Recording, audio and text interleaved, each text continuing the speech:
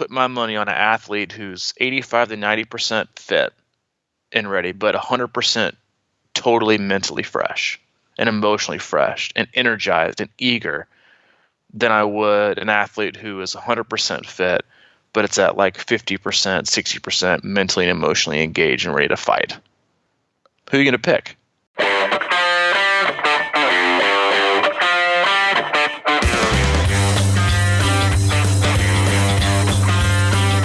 How you doing, Coach? Oh, let the recovery begin. Yeah, camp recovery is in full swing. Recovery. This is our, 3 times a year post-camp recovery casts? Yes. First off, welcome. Hope you had a great weekend. If you raced, we hope it went well. And if you trained, we hope you trained smart and hard. This is the Crushing Iron Triathlon podcast, episode 292. 293 coming at you, everybody. That was for Peg Hoffman, who sent me who was at camp this week, and she sent me a little podcast counting hack for when I'm not next to my little podcast counter. And yeah, I got it wrong, but I did it on purpose. She gave me a little hint. So thanks, Peg. Oh, great to see you. Hope you like enjoyed Charlotte. But yeah, welcome. We appreciate you listening and for tuning in. If it's your first time listening, we cover all things triathlon and life, how they intersect, how they affect each other, share our experiences. We do race reviews. We'll occasionally, like once every, 6 months, have a guest. Yeah, right. We usually just cover things that you and I are personally going through or have experienced in the past as athletes or coaches. And then obviously, both of us working with athletes, we always kind of have a pretty good pulse on at least, a good portion of athletes are going through it at the moment of this time of year, and we really try to bridge the gap between just being, swim, bike, run. That's all that matters, because that's not the truth. It's a hobby for us, and it's how we want to complement our life, not take away from it. And we want, if you're listening and you're a part of the sport, we want you to live a happy, healthy life, and allow your triathlon quote unquote career or hobby to have, a good long-term sustainability. So we try to do that. And again, we appreciate you tuning in and giving us a shot. Yeah. We go for that balance, right? Between triathlon and life and everything, and try to keep it sustainable and enjoyable, really. And this is our 293rd podcast, and it's been 294 since we've had an advertiser. It's true. And the one that you can't find. Yeah, we sponsored. We can't. We've had a couple inquiries lately, but we'll, at some point we may have to throw that to the group. That may be what we end up doing. Is and speaking of group, ask for their permission or forgiveness. Yeah, or let them vote. Like if we put like a round table of options. But speaking of group, we have a really awesome Facebook group. You can hop on there and search Crushing Iron Group if you want to be part of the conversation and you are looking for a group that is open and honest and welcoming to all kinds of questions, abilities, experiences. It is a little bit different, I think, than a lot of the other Facebook groups tend to be that are triathlon or race specific related.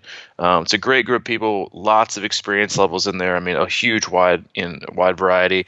So you can search Crushing Iron Group on Facebook. But I'm proud of that group. I just want to say, because it's one of those things where I feel like, what is that word, vitriol, that gets thrown around in normal online forums these days.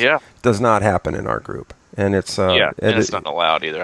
I'll block you in a minute. Yeah, it doesn't. But you have to. It doesn't happen that much. I mean, even I hope that it doesn't happen. It's just sort of a natural flow of content and support, and it's there's funny stuff and people, but it's not like a flood of memes or anything crazy like that. So I just really like what's going on in there, and I want to thank everybody in the group for helping to maintain that style. Maintain the integrity of the group. Yeah. Mm-hmm. Yeah, but if we end up doing, we've gotten quite a few little sponsorship, partnership inquiries, but maybe at some point we'll list them all in our Facebook group and let the masses decide if we're ever going to have anybody sponsor the podcast or allow it. That we'll let the community decide. Might be an auto parts store. That's what I was going to say. Personally, I prefer an auto parts store. Yeah, me too. I'm all about the auto wares, John Sanford. Thank you. But yeah, we had a great weekend at camp. We had 25 athletes come in from all over, from the West Coast, California, to I think maybe Buffalo, New York is the highest up north. But we had a huge variety of experience levels and people in it. I always I go around as much as I can towards kind of the end of camp on Saturday night. We kind of had our group dinner, and it kind of asked people what their favorite favorite part of camp is, what they like the most, and somebody asked me, they kind of threw the question back. I was like, "What's your favorite part of camp?" And I'm not really sure what my favorite part is, but I'm always like I'm continuously surprised. It's a good surprise at how many different people there are in this sport, with different backgrounds, with different athletic abilities, different goals, different life experiences. It's just it's such a welcome surprise to just I just think it's wonderful to have so many different, like I said, different in ages and sexes and everything. Like it's a melting pot sport. There is, you go to a triathlon, you stay in transition, you look around, and there is no one that looks exactly alike. And again, they all, if you've talked to them, they come from all different kinds of backgrounds and experiences. And I think like one of the biggest takeaways I get in trying to like connect with some athletes that I don't know as well, because we had at this camp 8 or 9 athletes I had never met before. And just hearing their stories and things, like, man, there are just so many like incredible people in the sport that have gone through so many different things, and just how, I think we talk about this a lot, and this isn't a Kona cast. This isn't a pro triathlete podcast. It's sometimes a life cast, and talking to these athletes and hearing like how many things they've overcome, and because I think when people think of triathlon and they think of triathletes, and triathletes, for a lot of times we get a bad name, and sometimes it's deserved, and it being selfish or elitist or self-absorbed or whatever. And I think that's true for a small portion, but I think for the larger portion of us of athletes that are probably a little bit quieter, it's always the loudest one in the room that gets the most attention. That's where the stereotypes come from. But the more you talk to these people, you realize that triathlon is important to them for a totally different reason than and when I say not performance related, I'm not saying they don't have goals and they're not athletic and they're not driven to perform better. I'm simply trying to say that their number one thing they're trying to focus on, and their identity through triathlon, isn't based on a metric or performance or a podium. It's what it's doing for their life. And they can't imagine it not being in their life, because not as in, what am I going to do? What am I going to obsess over? How am I going to identify myself? It's more of you're losing a part of you that is good. And I just think it's something that we talk about a lot, but I think sometimes overlooked in how and the why it's so important, and then how it brings people together, and you kind of have these conversations that have nothing to do with triathlon, but yeah, you're all here because triathlon as a sport is such an integral part of your life that does complement it and allows you to do things and express yourself and relieve stress and be healthier. And that's always my, I guess, not necessarily a surprise, but more of a friendly reminder that I have at every camp. And we have so many people come in and kind of share those stories and pick their brains. And it's great. It always leaves me exhausted from the camp, but it also leaves me energized, just being in contact with those kind of people and hearing their stories and knowing that those kind of people are out there. Yeah, I agree with you. It does leave you exhausted, but like today, I do feel a little bit recharged. I think the thing about triathlon is that we're all in different places with it, like you said, and that's why the patience part of everything is so important, because it is really a tremendous thing for your mind and your body if you let it be. Meaning, like, I'm always struggling on the edge of, like, because I think we all want to it is kind of cool to see people that are just kind of content with where they're at and where they're going. Is that kind of what you're getting at a little bit too? Because it's such a temptation to be like, I'm going to do this, I'm going to go this fast or whatever. And the idea of just getting incrementally better and stronger and healthier is like so powerful that, you know, it's like the ultimate little Zen moment or something like that, because the minute you start getting out of yourself and I think that's one of the things that camp does nicely is it sort of like eases people into these new places where they're like, hey, that just awakened a whole new potential for me.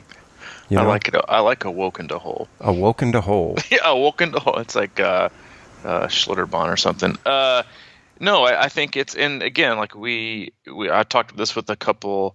I'll share a quick story from an athlete. I'll just name drop her, Fran, who was at camp, and so we rode. And this thing's just a great overall lesson for every athlete. And so we rode Thursday, we rode Friday in the heat of the day on Friday.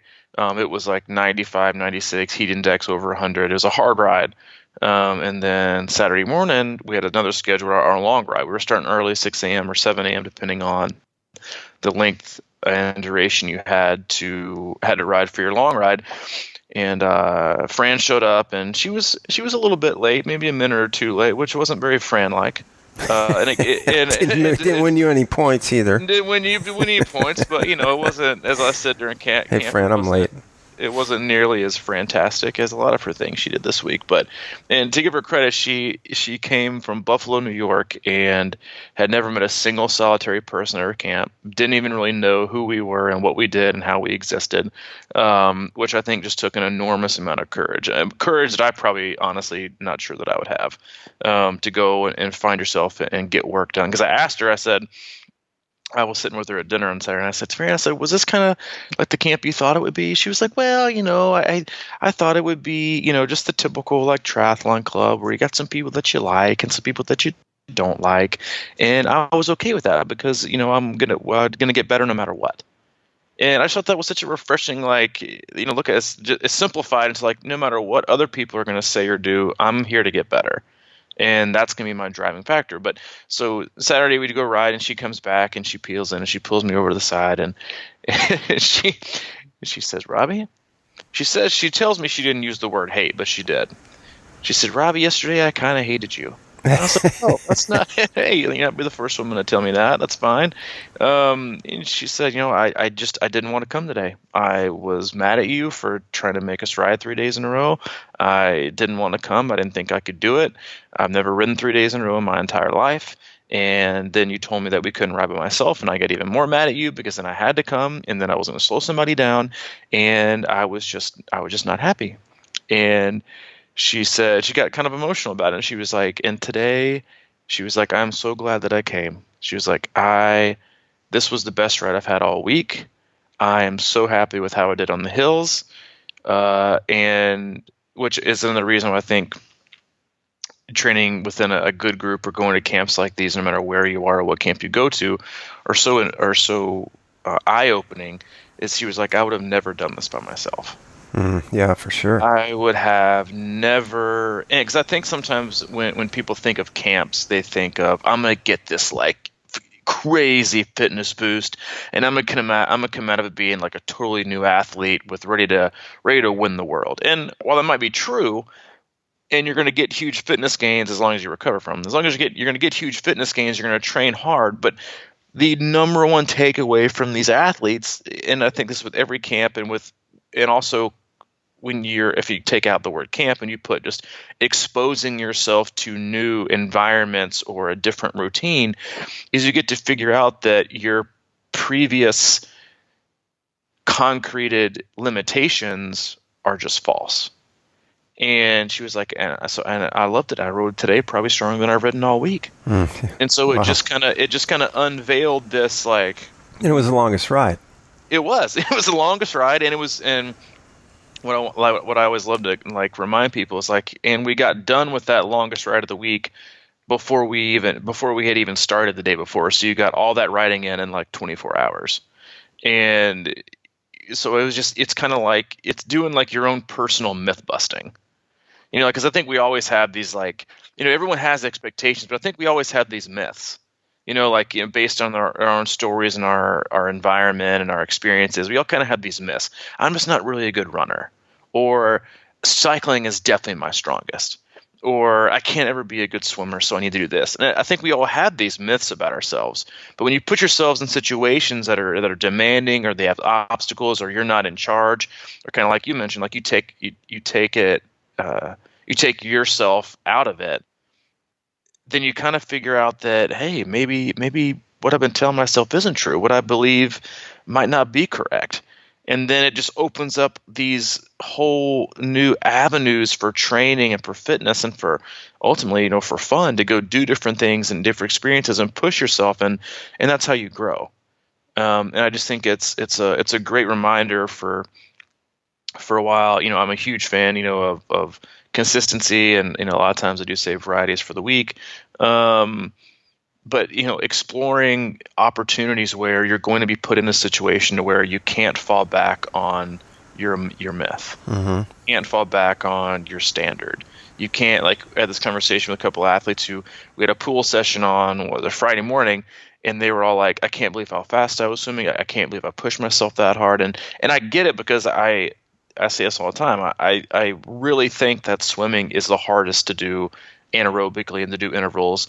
Because I just think it's so hypoxic and you get anaerobic so quick that it's hard on you, and then most people struggle with swimming. But in terms of cutting workout short, you go out for a run, you go 30 minutes out. Well, guess what? You got to get 30 minutes back. So you're going to hoof it, whether you like it or not. Yep. Cycling, same way. Jump out of the pool. Exactly. You can just hop out of the pool. Well, the hot tub's feeling pretty good today. You know what? Probably wouldn't be a bad idea. My muscles are kind of sore. I should probably just cut this out at 1200 and then go sit in the hot tub. And then basically a recovery day. It's just hard to do. But so I think when you put yourself in a situation where you're surrounded by people and you're kind of feeding off like the energy frenzy, then you kind of peak up, you get done with the lap, and you look up and everyone's breathing hard and everyone's also getting ready to go again.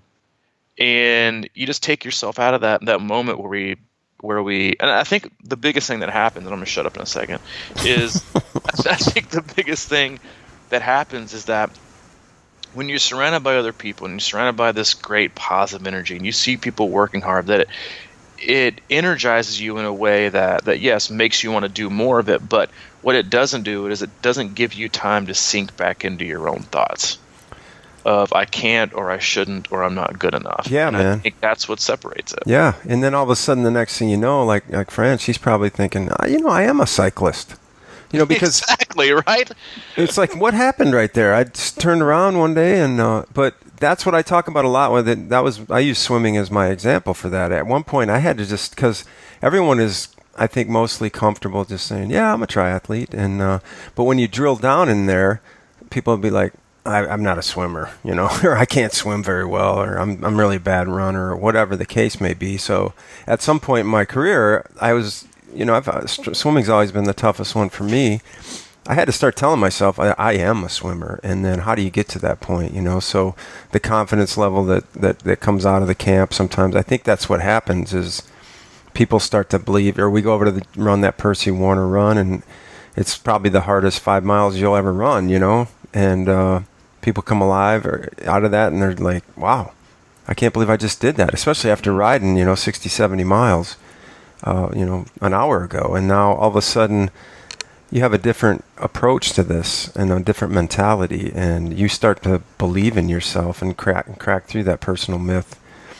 So yeah, it's in the energy of the people around. And I've talked about this many times, but I think of that race energy and how that affects you, and it's a intangible that can be really helpful, or it can be really discouraging, because a lot of times people will enter the day either very anxious or extremely pumped, and both ways their emotions are kind of out of control. So how do you get to that race morning with all that energy built up from taper and all the energy you're going to see out on the course with people cheering and screaming for you and supporting you and your fans and your family? How are you going to control that? How are you going to use that energy in a positive way? Mm-hmm. So I think that's what happens with the campers a lot of times is everybody is really supportive, and it's, kind of bringing everybody along, and there's a momentum. It's like a weekend of being in a peloton, and because I think when you think about like pushing yourself, I always think like, what's the worst thing that can happen? And I might blow up, or I might bonk, or this might be not a good workout. Because I think we get like when we train by ourselves, we get stuck in this safety zone of, and again, like not every workout's going to be great, not every workout's going to be terrible, and I'm not at any way suggesting you go out and try and push the needle or the envelope, I guess, in every session. But when you get out of this routine, or excuse me, when you get into a routine and you stay there for such a long period of time that you kind of forget what it's like to take yourself out of a comfort zone. And I think obviously there's a lot to be said and a lot to be gained, I think, from being consistent and finding that routine, because it's predictable. And I think you have a higher success rate of getting sessions in. But I think also, like, when the things you question are, I just don't want to mess this workout up, or I don't want to fail at this. And I think the way that you think of it, again, going back to how people look at races and how they judge themselves based on their people, is that the only thing you can take away today, and like what you really have to take home with you, is your effort. And it's also about what you learned and how you grew. Like, we had an athlete, and this, I think, is just a great way. Like Brad, who on our last day of like big stuff, he had a rough ride, he had some GI issues, and then kind of a rougher run. And I asked him at dinner Saturday night about what was a favorite part of camp, and he was like, today. And I was like, wait a minute, you had GI issues on the bike, you had to get picked up, and then the run, you kind of didn't navigate really well, and this was your favorite day? He's like, yeah, man, I learned a lot. Yeah, he did. We were talking about that. It's like, I just think it's such a refreshing outlook in that so many times everybody's like this, we know what we know, and you don't know what you don't know. Yep. But the only reason, or the only way you tend to learn things, is by figuring out what you don't know and figuring out that you don't know it. Mm-hmm. And now we got to figure it out so I do know it. And I think a lot of times in training and we forget that aspect of, I need to learn to see if I can push this pace. I need to learn to see if I can go farther, or I can take this route, or I can take the hills, or I can not give up or give in to this session, this interval, and just call it a day. I can actually pull through. Yeah. My legs are going to wake up. I can do this set. I can hold this interval. I can go this distance. And so, I think it's such a great outlook to have that I think we oftentimes forget, because we live in this like safety net world of, let's just keep it par for the course and standard. And let's just, sometimes, like, I'd rather be fine than great. And I definitely don't want it to be bad, because then what'll people think, and what'll I think? It might ruin my confidence level, and I won't know what I'm going to do. But instead, like Brad says, like, yeah, dude, I learned a lot today. Yeah, he and did. Now he knows more today than he did yesterday. And so many times we forget that that's such an integral part and piece of this triathlon training puzzle. Mm-hmm. And one more thing on him, I think it's important to note that we talk about being patient a lot on here constantly, and we talk about, starting under control and finding this and finding your groove and blah, blah, blah. Well, that's easy to talk about, right? But it's difficult to execute. And when we started out, he was going out on his longest ride of the year, regardless of what happened that day. And he started with the front pack, and they went out hard. And, there was about 4 or 5 people up front, and he went out 6 maybe, and he went out with them, so, and frankly, he wasn't, ready to go out with them, but he did. And he went out to the turnaround point, and then after that, it started being, but the lesson he learned was exactly what that feels like, to be out of, to push yourself to past your limit a little bit. And now we talked the whole way home, because I was riding with him, we talked about his strategy. He's doing Ironman Wisconsin. So I'm like, dude, you know exactly what that feels like now, so you know not to do it. It's something you have to. It's an experience versus sitting in a classroom and reading notes. You know what I mean? And I think that's what the valuable piece of that is. And I think that's one thing we do is we create that environment for people to kind of test that out with a supportive mindset all around them. It's that positive mindset that I think as we kind of go away from like anything you experience, in a camp or outside of camp, in a training group, or you have these, what we consider like breakthrough. Like I think a lot of us think of breakthroughs as breakthrough performances. Mm-hmm. Like that's one of my things I just can't stand about Training Peaks. It's like breakthrough performance, peak performance, your fastest 100-yard split on this road at 2:30 in the afternoon on a Friday. And it gives you like these little medals or whatever. And so it's always like, that's what people see as breakthroughs. But when you like reading through Training Peaks comments and seeing athletes who make comments and you read through and you see their progress, it's like the breakthroughs are more oftentimes like how they are able to critically think, understand, and then sometimes either react or don't react at all. Because I think sometimes that's the hardest thing to do in the world is to not react. And I think you know what I mean? Like, it's just like for sure. To make like one, like, because you have to make all kinds of decisions all the time in triathlon, especially in races. But sometimes the best thing for you to do is to not react, and not necessarily not make a decision, but don't jump one way or the other. It's time to push harder, or it's time to quit. Sometimes it's just best to just sit in it, then let things kind of pass and figure it out. And so, like when I that's what I talk about with yoga poses. Just sit in it. Yeah, it's just that's their big thing. Is just like sit there. Don't do anything. Just let it be. Just let it be. And that's it's a Buddhist thing too. Is like when they when you talk about this anxiety and fear and things, it's like they talk about sitting in it and addressing it and basically saying like, I see you, I hear you, I feel you, instead of just being in total denial. And then pretending like it doesn't happen, and then instead of just accepting the fact that it is. But going back to breakthroughs, I think one of the biggest things that athletes fail to kind of mention is that mental and emotional breakthrough of sometimes it's just getting out the door. Sometimes it's finishing off a run they normally would have quit. Sometimes, and this is another huge one, is athletes who get into a ride and know they don't have it that day. Mm-hmm. They don't have the legs. They may not have it mentally, but they made it. And they say, you know what? I didn't really have it today, but I made it. And for them, it's a psychological shift. That is the breakthrough, because that's something they're going to be able to take on from them for weeks and months to come, and how they're going to be able to adapt and address every training session or different weeks, different training blocks with this attitude of, listen, even if I don't have it today, my best is good enough. And just because my best today isn't necessarily what it was yesterday or what I wanted it to be, it's still good enough and it still matters. And so when people get out of these camps, I think one of the best reminders is that, a lot of times, the fact that you did it is huge. And then what did you learn from it is sometimes like the greatest asset you can attain from a single session or a single weekend is, what did you learn? What did you were able to retain in terms of knowledge, in terms of experience? And if you're not paying attention, if you're not in touch with yourself, and you're not present, then that's going to go right over your head and you're going to miss it all. And that's why I think putting yourself in those situations is such a great thing for your overall development. Mm-hmm.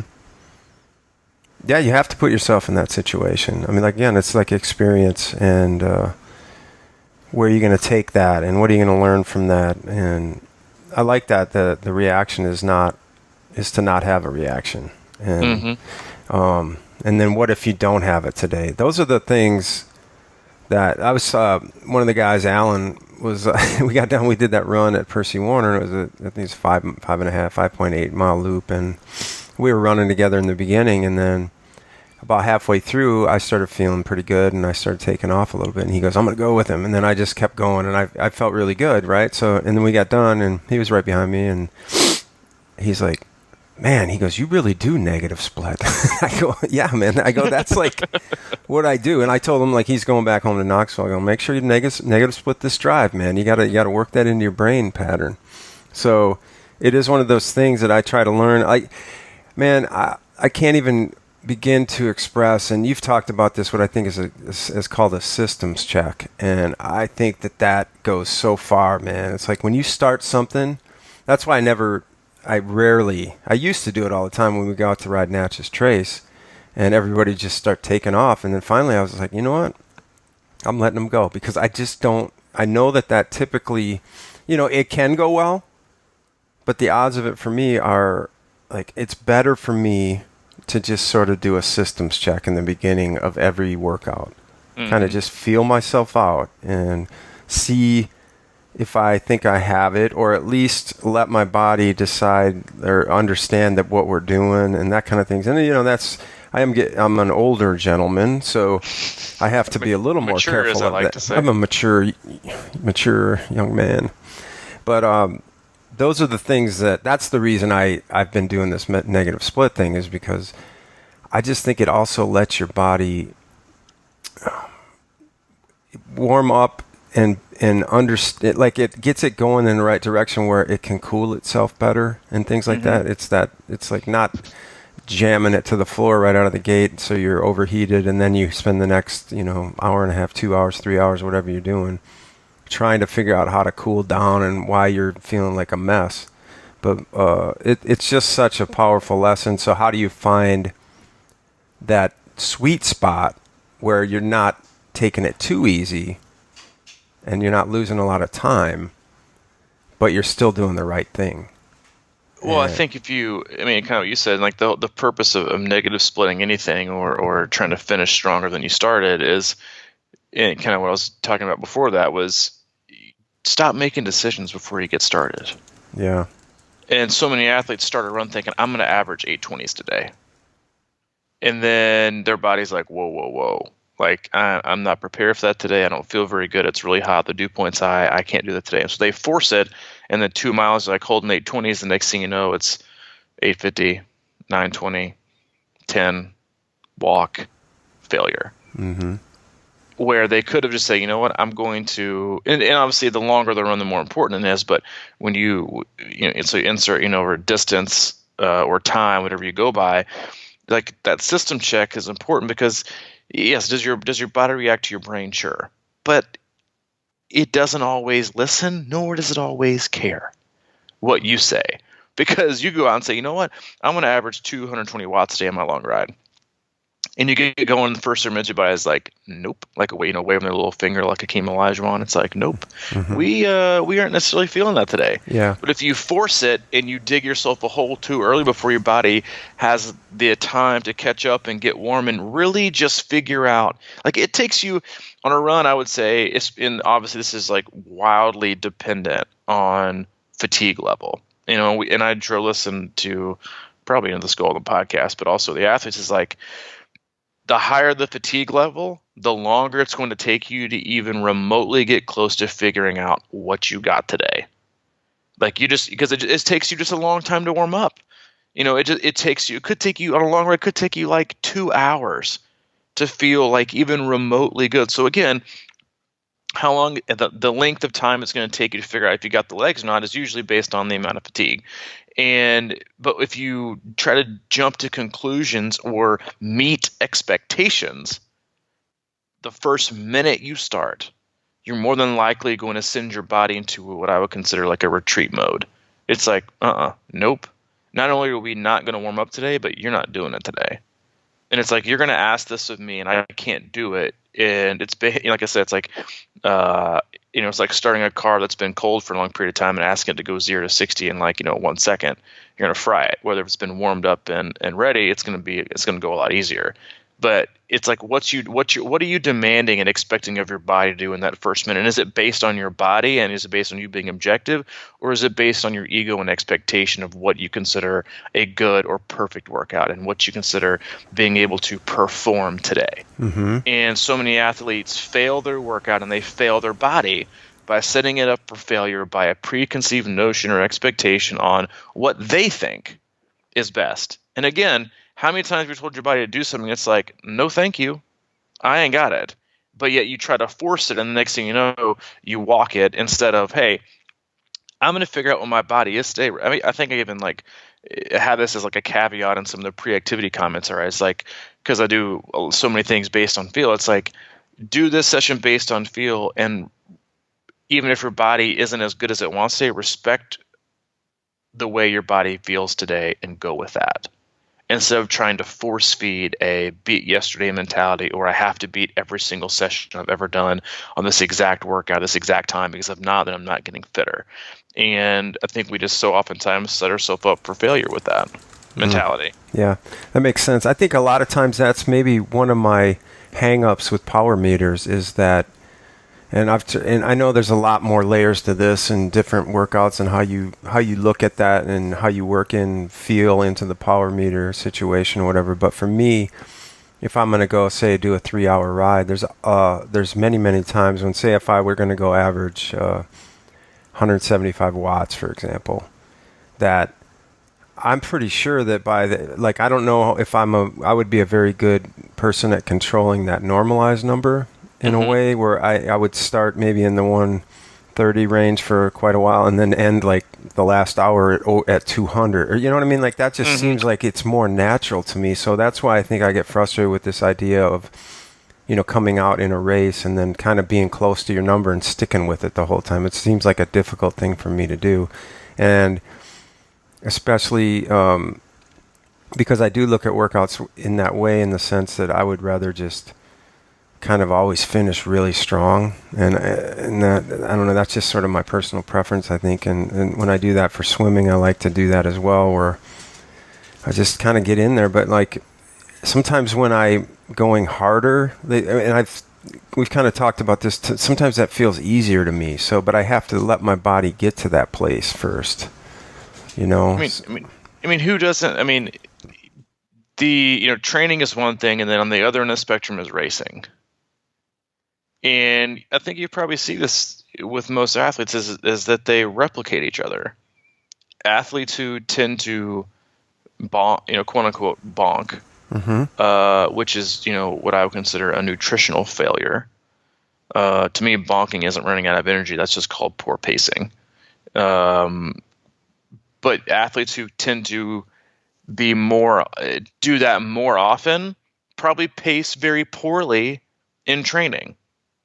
Like, you have to practice it. Like, wouldn't you? Because I've rarely ever met an athlete who said, "Man, coach, should have pulled the trigger earlier. I could have ran like 5 more miles in a negative split." Never. The number says, "I wish I would have saved it." They usually are like, "Coach, I burned too many biscuits on the bike," or I went too hard those first 3 miles. No, that's what you say. No one ever says again, like, "Man, coach, like I wished I would have upped it like at least 30 watts on that bike, because I really feel like I would have gained like another 8 or 9 minutes and would have crushed that run still." If you don't practice these things in training, how can you expect to do it in racing?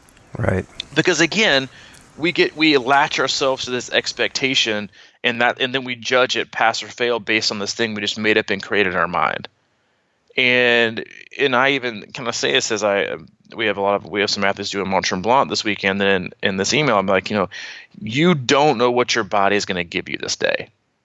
You're going to be at the fittest you've ever been. You're going to be as fresh as you've ever been. You're going to feel good, and you're going to be excited, but you still have no idea what your body is going to give you today, because you can't control it. You can do everything in your power and your ability to strip away and limit the negative effects that could impact a bad performance. But ultimately, you could wake up and say, "You know what? I just ain't got it today." Or you could wake up on like 2 hours of sleep and have the best race of your life.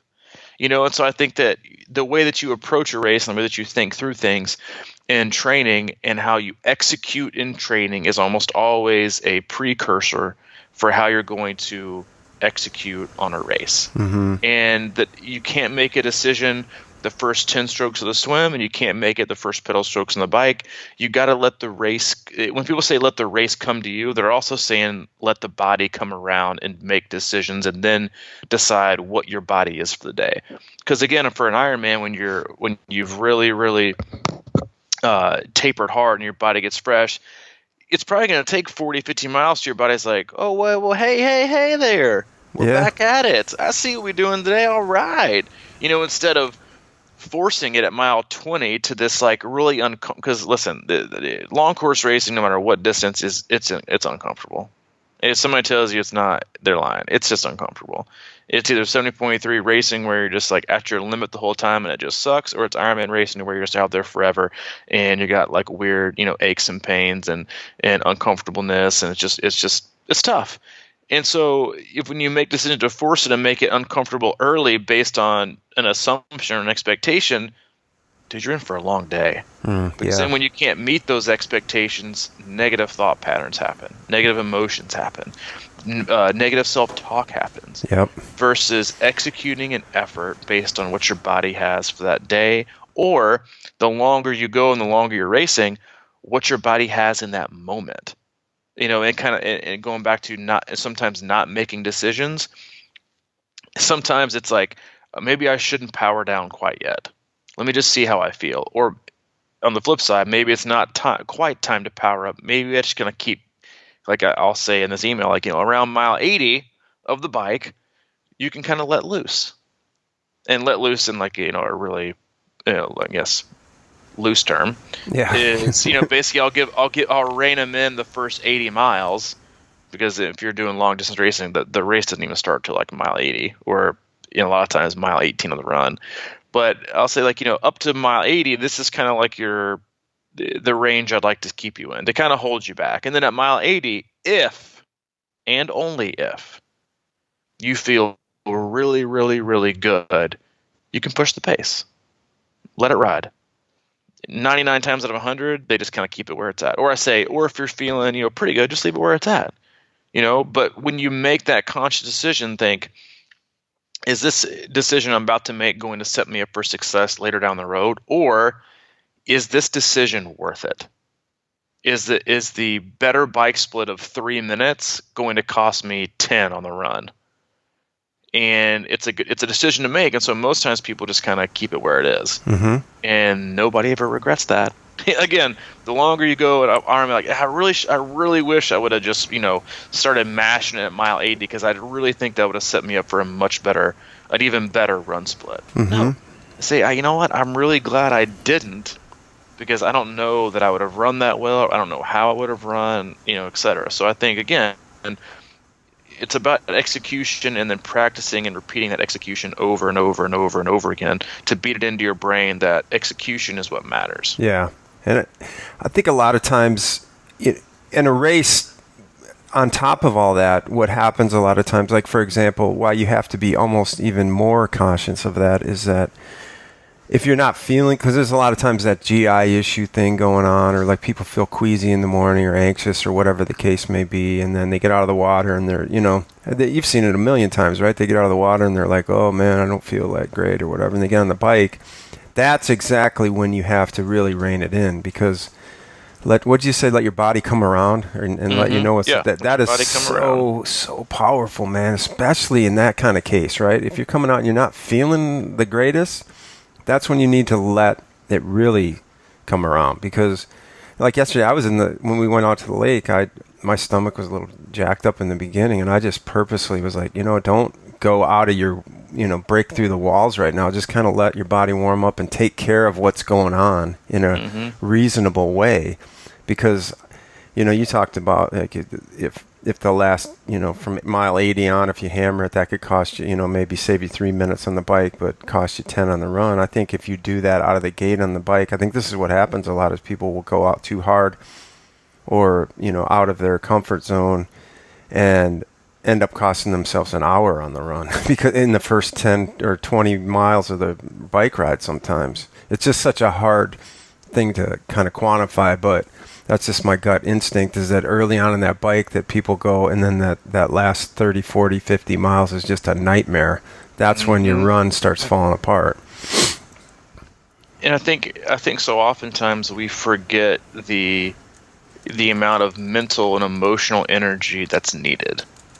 So like, it's all about energy, and it's all about fatigue. And I think, again, the longer you race, or the longer your training day, the more mental and emotional fatigue is going to happen. And if you don't think mental and emotional fatigue impacts your racing or your training, then you just don't have any stress in your life.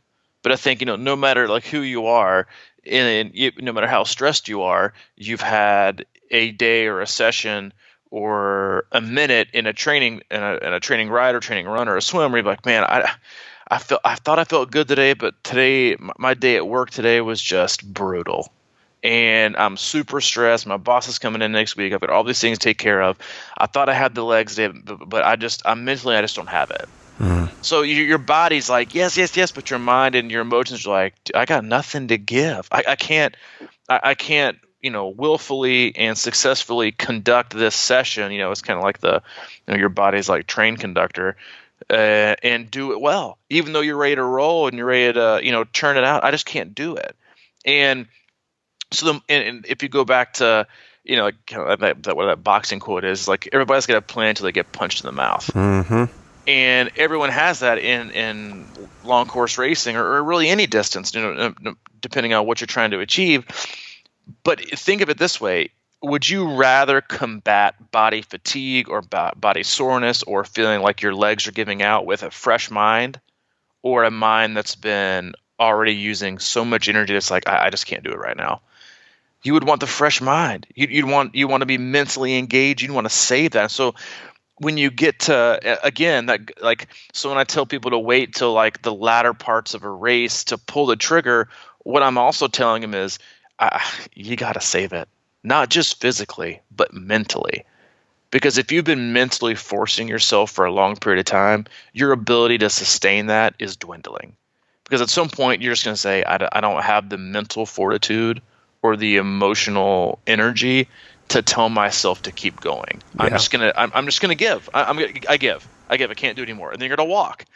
But what you need is that confidence and that mental energy, and again that emotional energy to mile 6, 7 of a 70.3 run, or mile 80 or 90, whatever, of the Ironman bike, where you've been out there forever already. You've been up since 3:30. You swam 2.4. You transition. You've been on the bike for 4 hours.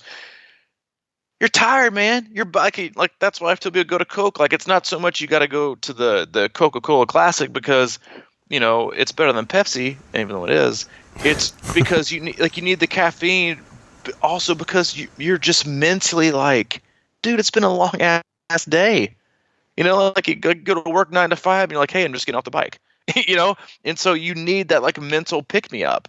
And so you go back to like pulling the trigger too early. And I talk about this on a lot of podcasts, is like you've only, in my experience as an athlete and a coach, you've only got like 2, max 3 matches to burn a year in terms of just really laying it all out there, to where I don't care how big of a hole I dig on a race day. You've only got that 3 times a year, I think, to really just go that far. But it's not just going that far mentally. Like you have athletes who raced a little too much back to back, I think. Mm-hmm. Mentally and emotionally, they're like, but I just dug that deep. They're not even talking about, I just dug that deep physically. It's, I just dug that deep mentally and emotionally to tell myself to go there.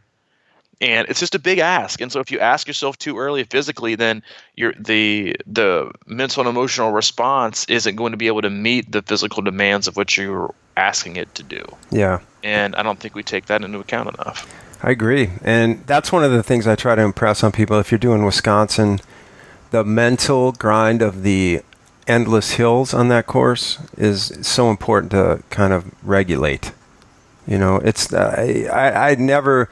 I always tell people it's my favorite bike ride. I love it, and I don't even want to like scare people by saying there's so many hills, but it's just one of those things that they just kind of keep coming, and you have to, if you burn yourself out early on that first loop, and you got another loop to do, watch out, because it's just like you put your head down, you're like, here we go again. It's just like climb, and then you can go downhill too. So enjoy that part of it.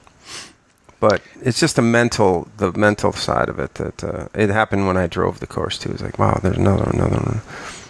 Well, it's like, would you rather would you rather fight the boxer who is like a one-shot wonder and just be looking out for like that one big one, or would you want to do the guy who's like going to relentlessly come at you with small punches and jabs and hook and all kind of like just quick the whole time you're finally like, you know what, dude, just knock me out, I'm good. Like, just, I'm tired of being on the defensive. That's like what a course like Wisconsin and, you know, in certain smaller parts of courses like Louisville does. It's just real. It is like, that's the best word for it for Wisconsin, is it's just relentless. And you have to be relentless. You have to be relentless as well in your approach of always thinking. And again, like, that's another thing I think when people struggle, and I know specifically from personal experience, the last time I raced Wisconsin, even though I was fairly happy with my day and I feel like I did well, Hayden was, I think, like 8 weeks old at that time, and I had ridden every long ride on the trainer, every one, 5 hours, 5.5 hours, 6 hours. They were all on the trainer. Hayden had a very rough delivery. He was in the NICU, and I didn't want to leave the house for 3 hours. And Allie called me like, hey, I need you, and it'd be 3 hours away. So I always did it on the trainer. And I know from personal experience that when I got to like mile 80 or 85, physically I felt okay, but mentally, from just like all the decision making, I was so tired. Like I was looking for caffeine. Mm-hmm. I was like, I need something. It's just it's the same thing as like being on a long work day. Like, you make all these decisions and you're like, I'm just mentally exhausted. And you didn't even get up. Like, you're in front of your computer and you don't even move. So you're not physically tired, but the mental energy and emotional investment it takes, you're totally wiped. And at that point, I was like, I need some caffeine ASAP, because I've just been thinking this whole time that it's starting to fatigue my body, right? And I think we don't think about that. And I think, what I said was kind of a good example of, you can, go to an event or go to this really intense work thing, or have just a slam day with whatever it is that you do, or relationships, business, whatever it is, where you don't physically do anything, but you get done with the day and you're just wiped. It's because the mental and emotional energy can wipe you out. The same way we talk about it, like, that's why I think it's so important to understand like what your athletes are going through mentally and emotionally, because that stress is what compounds and affects the training. And if you're not taking those all into account, and all you care about is the data, and you're not taking into account life, then you're missing a gigantic part of the picture. And so again, going back into racing, that's what tires people out. It's like, and you know what happens when you get tired? You make bad decisions. Yep. You lose objectivity, you lose common sense, you lose positivity and optimism. You become more negative. And again, so that's why I think like riding outside is so important if you can. It's just getting out there. Like I said, I suffered from it in a race. I ended up kind of pulling out of it because I got a hold of some caffeine. I was like, all right, I got it. I'm alert. I can focus, but I know it hurt me. And if you can get out there and do it yourself, hopefully it won't hurt you at all or as much. But it's just, again, it's something to be aware of, and I think expect. And especially like you're doing Wisconsin, maybe a lot of athletes doing it, is just to remember that decisions take energy, and if you got to make a lot of them, it's gonna tire you out. Mm-hmm. Yeah, you got to be mentally ready to make a lot of decisions, and that's like that has a lot of variables, like leading up to the race, being fresh, doing the right things the week of the race, 2 weeks before the race. That's where that starts. Even now, you know what I mean? Like it's mm-hmm. Well, I mean, it goes all year, but it's always been sort of my thing is like try to really dial in towards the end and really obey and be mindful of the taper, exactly what it is, and do it right and be as fresh as possible. You're at a point now, what are we, 4 weeks out, something like that, where don't try to be a hero, just start getting your mindset right for that day. Well, I think we talked about this in maybe last week's podcast, or I'm sure at some point, but That's also, again, like going back to the mental and emotional cost is that's also why even though there's plenty of evidence to say that it's just not needed or people overdo it, is that the weekly, like, gigantic long run of 21, 22, 23, the bricks that are 7-hour bikes and 2-hour runs. It's like, not only are you probably just doing yourself a disservice by overtraining, but the amount of mental and emotional investment that you're wasting is so grand that by the time you get to race day, when I talk about burning those mental and emotional matches of I got to do it and I can do it, you got to be fresh to do that. But when you've had to trudge through this 20-week block of 20-mile runs and 8-hour bike rides, you ain't gonna have it. I'm sorry. You're just not going to be as mentally and emotionally crisp. And I go back to, like, it's like having a 3-year engagement. After a year and a half, you're like, can we just do this? Let's just do it. Let's go City Hall and be over with. People get that way for long course racing. They get to like a week or two and they're like, I'm just ready to get over with. I'm not really interested. I've used all the mental emotional tokens I've got. I'm ready to move on. Like, those in that attitude and that mentality seeps into you physically, and then when it comes to race day, again, you just only got so many to dig out from. So you want to be. I would put my money on an athlete who's 85 to 90% fit and ready, but 100% totally mentally fresh and emotionally fresh and energized and eager than I would an athlete who is 100% fit, but it's at like 50%, 60% mentally and emotionally engaged and ready to fight. Who are you going to pick? And I just think that's something that athletes need to consider when they continuously put themselves in these situations. Is like not just the physical toll of overtraining and exhaustion and really just not seeing any fitness gain.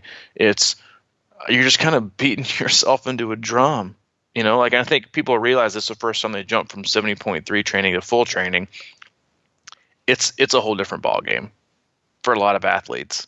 You're 3-hour ride. You can like get up at 5 a.m. and hop on the trainer if you want to be done by 8. And it's like you got your whole day. For longer distance stuff, like you're planning out the nutrition, you're planning out the rate. The whole day, it's like you leave at 6 and you're back at like noon. It's a lot of mental and emotional matches to burn. You got to be careful, and one of the biggest indicators for me as a coach in these, because I've got a lot of athletes in this. Some about to do Mont Tremblant. You got Chattanooga, Louisville, and then Wisconsin is closer. Is like when they say things, I don't really read as much into what they're talking about physically as I do. I'm grumpy. I'm tired. I'm unmotivated. Time to take a day off. Time to chill out for 2 or 3 days. Because if you're unmotivated but you're trying to train, your training is going to be minimally beneficial because you're just going through the motions. I'd rather, let's say you go through like 5 or 6 days of unmotivated and sleepy and totally exhausted, and you do your week like that, right? Those workouts aren't going to mean that much. I'd rather you take like a total day off and then maybe like have a super easy session to get recharged, to sleep, to get revitalized, to get motivated, and then just knock out of the park the next 4. That's the win. You know what I mean? Like that's. Yep. And again, like when people say I'm just not. I don't know what's wrong with me. I'm not motivated. I'm like, you're not motivated because you're tired, or you have too much stress. You have to have energy to be motivated, and that's a fine line you walk right now with athletes. Is that understanding of fatigue and soreness and being tired, and then when to give them a day off, when not to give them a day off, and how that's going to impact the rest of their week positively, because it'll impact it positively. I think that's a great place to end it, man. Let that sink in. Be fresh. Yeah, you pulling the cord on me, huh? Yeah. I'm just kidding. You don't ever pull the cord. You must got like a massage or something lined up. No, I got nothing, man. Got nothing. Just doing the deal. Thank you again, everyone listening. If it was your first time, we hope you subscribe. We hope you listen. We hope you review. Go back to the archives. We've got almost 300 in there. And if you want to know about the rest of the things that we do, that we offer, you can always go to crushingiron.com, which is the one-stop shop for all things training, coaching, gear, swim analysis, our blog. If you want or have any interest in some of the training camps that we do and want more info on those, you can go to the website as well, or you can always email me directly, c26coach@gmail.com, or you can always email Mike as well, crushingiron@gmail.com. That's correct. That's correct. I'm glad. Anything else going on here, buddy? That's all I got, man. All right, that works for me.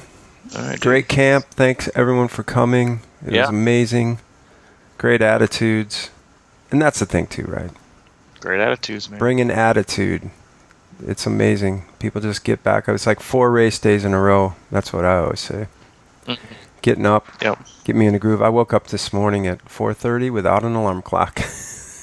I'm sure you'll untrain from that fairly quickly. Well, I was actually kind of awake, and then I just tried to roll it out. Lingered. And I laid down for a minute. I got another hour or so, but I don't know. It's interesting. I wondered sometimes if maybe I sleep too much. I doubt that heavily. Well, that's true. I mean, but maybe I think I need more sleep than I think.